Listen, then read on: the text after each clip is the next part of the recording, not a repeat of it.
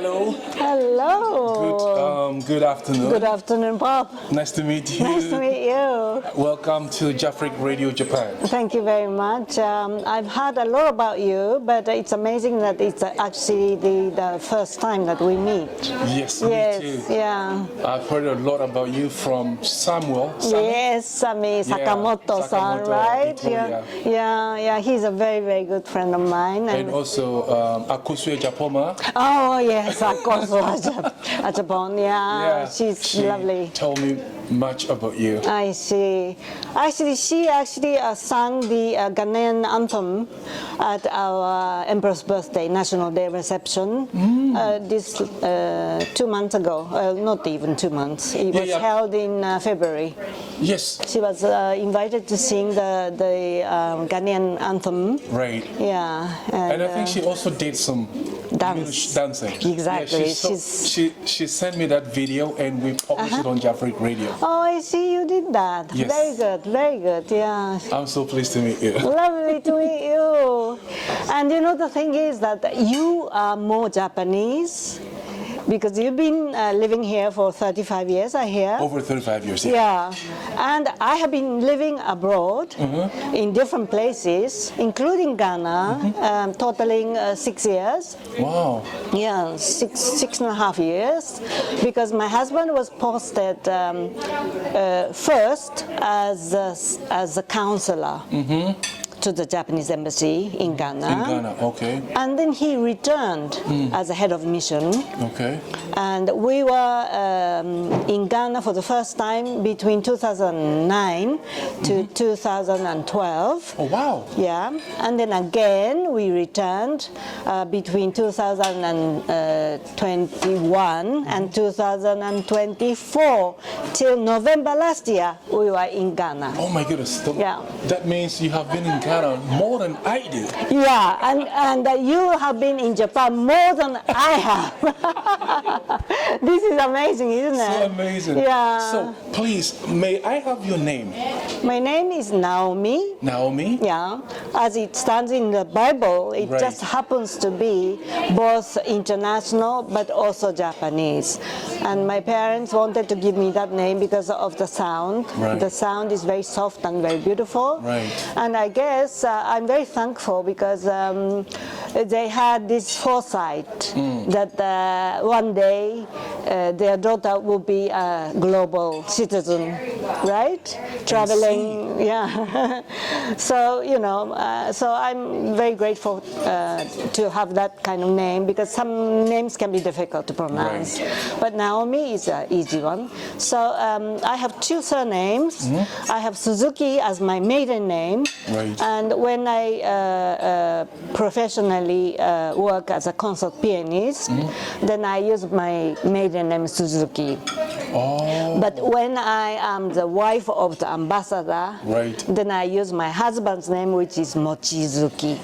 So you have, let's say, two different names, right? Yeah, hyphenated somehow. But officially on my passport, it Right. says Mochizuki. Oh, okay. Because in Japan, you have no choice. You Yes. have to either decide your maiden name or the, yeah. So Naomi Mochizuki-san. Yeah, that's the passport official name. Right, and Right. you are the wife of the ambassador of Japan to Ghana until last year, November. Yeah, and now we are posted in Papua New Guinea. Oh. Yes, and I just happened to be here in Japan Right.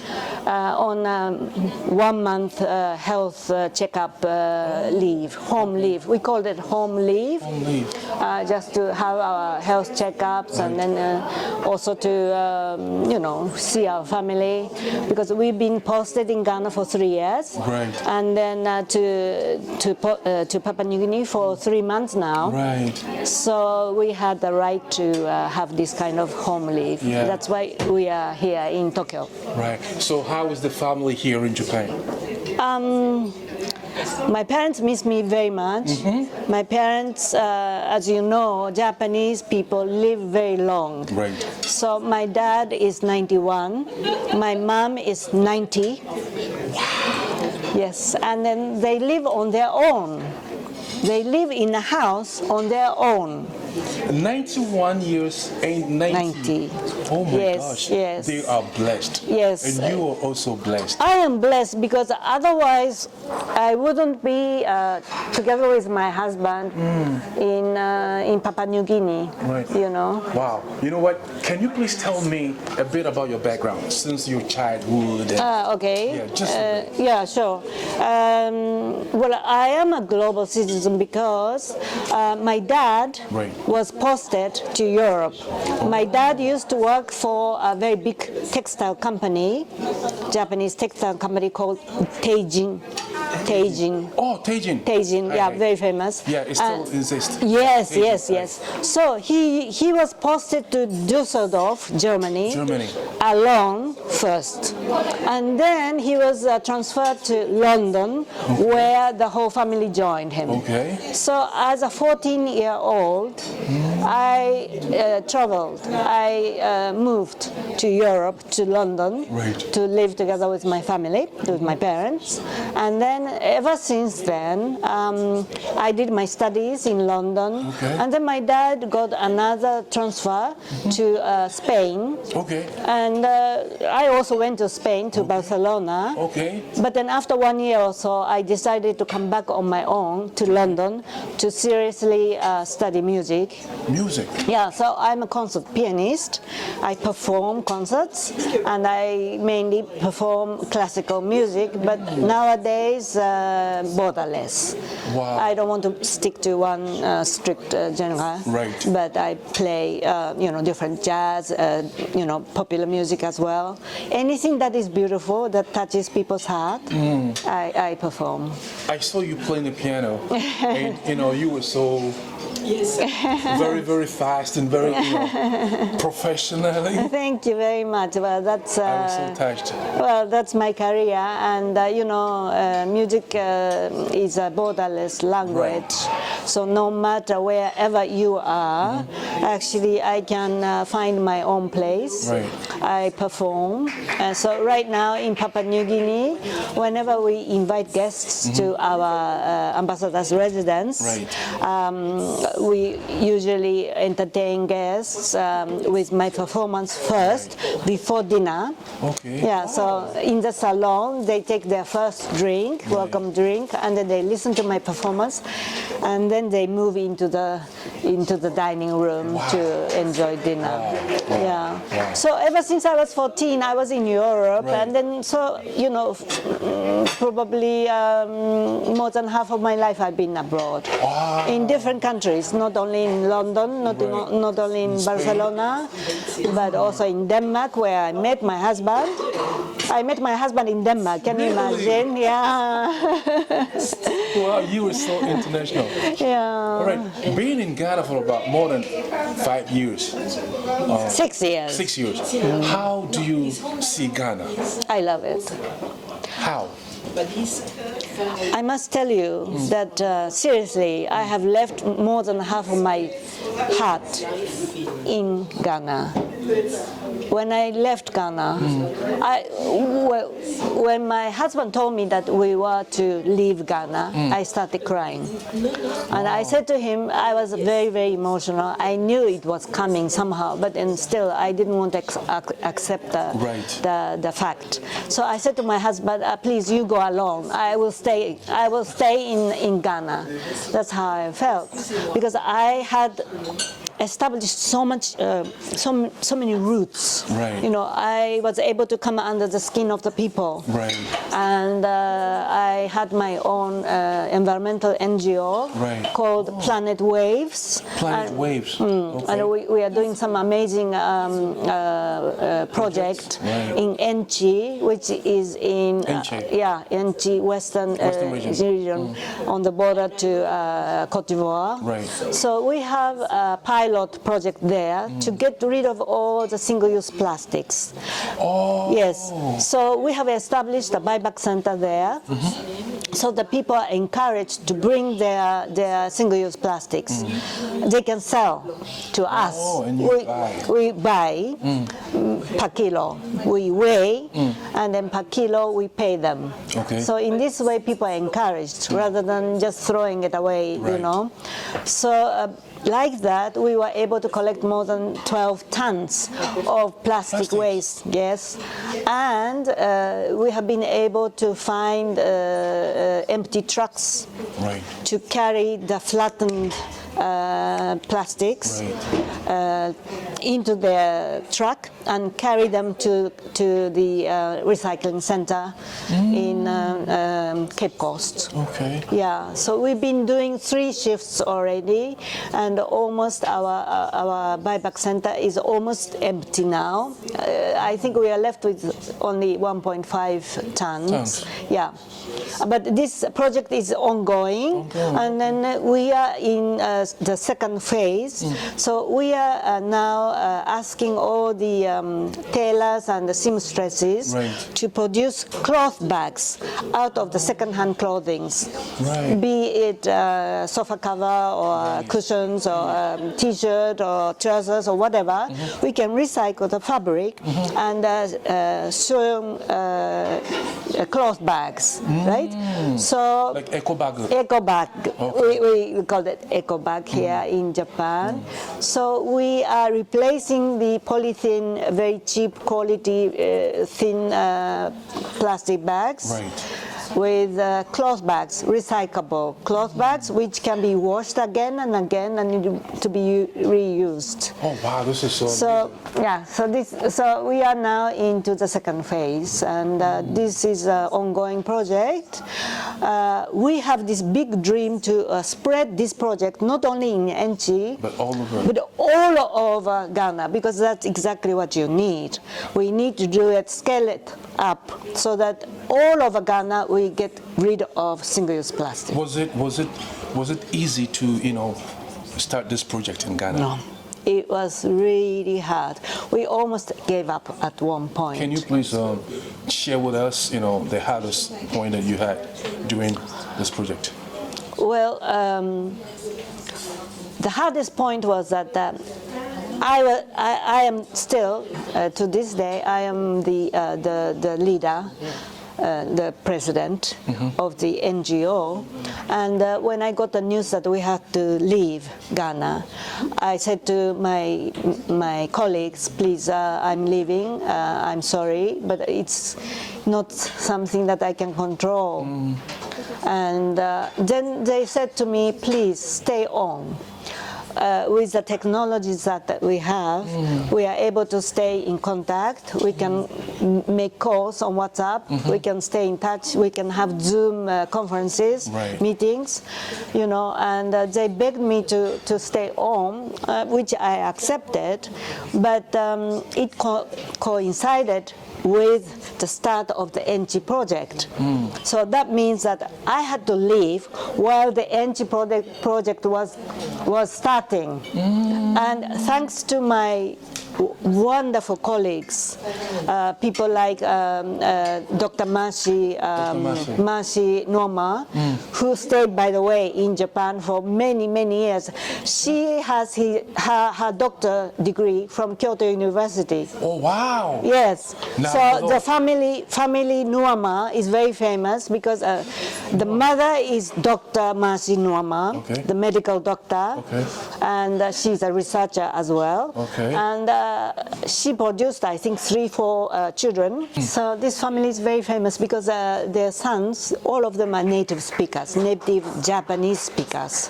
They went to Japanese primary school, secondary school, and then when they came back to Ghana, they had wonderful jobs. Like they started with the Japanese embassy, locally engaged staff, and then moved on you know. So I think the eldest son is working for the Ministry of Finance, and the second son is taking his PhD degrees in Kyoto University right now.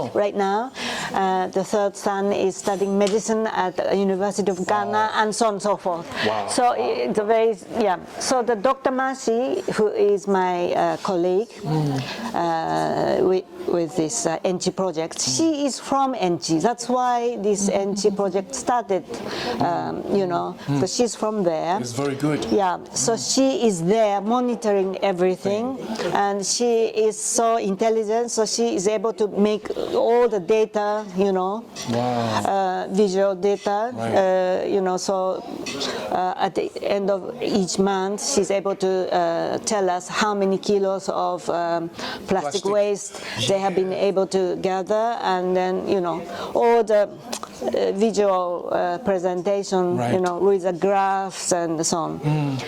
So the hardest point was then when I had to leave. I had to leave a lot of responsibilities on my colleagues. Right. I try also my best to still now to enhance our project, and I have the contacts to big business persons in Ghana, fortunately.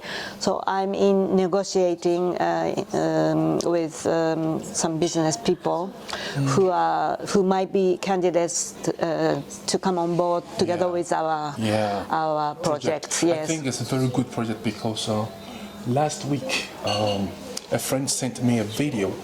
There was a rainfall in Accra, and you know the garbage. Yes, I know that so well. It's full of plastic and like flooding. Yes. So I think this project should be supported by the government and the people of Ghana, so that we can get a good, you know. Absolutely, it is about protecting your own motherland, and I find it a little bit strange in a way. Me being a Japanese, and in my own country, we have very good environmental situations, you know.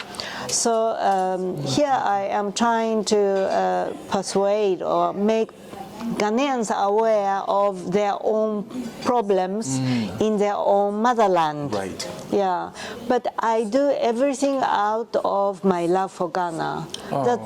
You know, because I love Ghanaians, I love your people so much, and I don't want you to go through this terrible it's a disaster.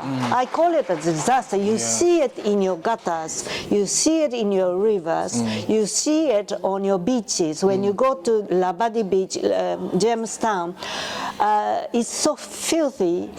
The beaches are already contaminated so badly. You can no longer catch fishes because you know fishes cannot live in the ocean. You know. So you have to go out of Accra 2-3 hours for a clean, nice beach to relax. I think we have to work hard on that. Please wake up, Ghanaians. This is my message to you. I love you very much, but wake up and teach your children. You know, children are watching you. You as an adult or parents, you must show good examples. If you throw your rubbish in the street and children are watching you, then they grow up thinking to do the same thing. They think it's perfectly okay. A word to a wise. Yeah, exactly. Yeah, so we'll work on it. Yeah, please. JafriQ will also do her best or his best to let this message go far to the motherland. Yeah, so yes, please. And then I have another very important project. I am appointed as a development queen mother in Atoko. Atoko is a town in Volta region. Doko? Atoko. Wow. It's close to Keta. Keta, yeah. Keta. So that my side of. My grandfather is from Keta. Oh, really? Oh my goodness. So you are ever? Are you ever? I've never been there before. Oh, I see. Okasa, Obacha, no Tosa. おばあちゃんのお父さん。はい。はあはあ。そう、ひいおじいちゃん。ひいおじいちゃん。Yeah, it's from Keita, Kibi, whatever they call it. Yeah. Okay. But- So yeah, it's a Volta region, Yeah. and then Makosombo. okay, Yes. okay. So my town, where I'm the Queen Mother, is right on the ocean side, Oh. right on the beach. Okay. Yeah, and Keta is the last destination. You cannot go any further, but Atoko is before Keta. Okay. And where the T is crossing. So in order to, T. yeah, it's a T road. So from what is the name? From Ada, Oda? yes. Oda, yeah. Yeah, you go straight and then you turn right until you come to the T junction. T junction, and that's the beach. So that's where Atoko is, and that's where I am the mother. And I'm trying to build a maternity clinic. Wow. Yes. It's my big project in collaboration with my chief and my Queen Mother. So we are forming Atoko Maternity World Project. Oh, wow. And I do the fundraising. Chief does the fundraising. So we are coming together, and we have enough money now to go ahead To start. So beautiful. yeah, so we are buying the material to build the roof, Right. and the timber to support the roof. The roof, okay. Yeah, and we have the map ready, or okay. by the architect. So all the drawings are ready. Oh, wow. Yeah. So When are you starting to do this maternity project in Atoko. Atoko? Well, as soon as possible, because they need it. Right. Yeah, and purchasing the material comes first, and we are taking step by step. Right. So the first phase is already done. Right. And I need some more fundings to go ahead and then do the. How do you do your funding? If I may ask. Of course, you can ask. I approach individuals who are very much concerned about Ghana, who can collaborate with the kind of project that I do. So I approach them individually. Also, I do fundraising concerts. Oh, yeah, because you were concert pianist. Yes. Okay. So I did already one before leaving Ghana. I did a fundraising concert for my maternity world project at the residence of the Japanese ambassador, my husband's residence. Yes, we did a salon concert, and people donated money. So I had a seed money to start the project.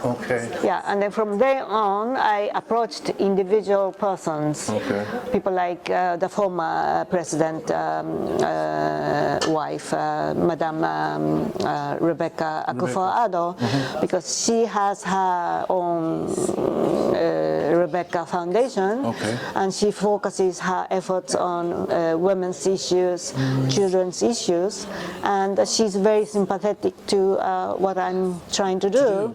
So because she it's was going to help the nation. Exactly.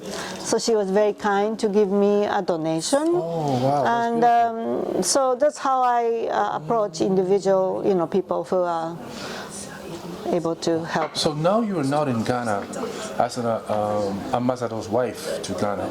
You're not in Papua New Guinea. How are you going to cope with this project that you're doing in Ghana? Well, I'm on WhatsApp with my team on a daily basis. Great. I am on the phone call with the chief, with the Queen Mother, and he sends me the update. Actually, today there is a foreman. There's a term called foreman. Foreman, yeah, I know the foreman. Who is sent to the site, and we need to demolish. Because there was a building started already many years ago, but it was abandoned. So we have this idea that we are going to build our maternity clinic there, but we have to demolish it first. So the foreman is there to take away the roofing and the rusty material. Right. And then, so we are waiting for the report coming from the foreman. And then we can go ahead with proceed from there. Oh my God. Step by step. Now I really understand the love that you have for my country, Ghana. I'm so, pleased, I'm so happy. Thank you. I think this will be, before we go to the end of our interview, if someone say, what is Ghana to you, what will you explain Ghana? I think your greatest asset is the people. Your people.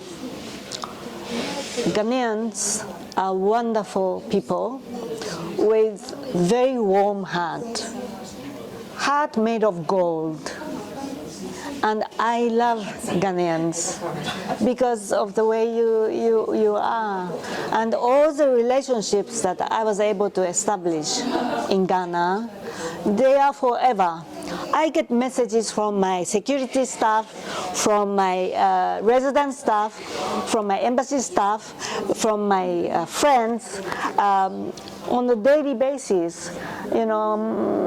Mommy, how are you? They call me Mommy. Mommy, how are you doing today? Good evening or good morning, whatever.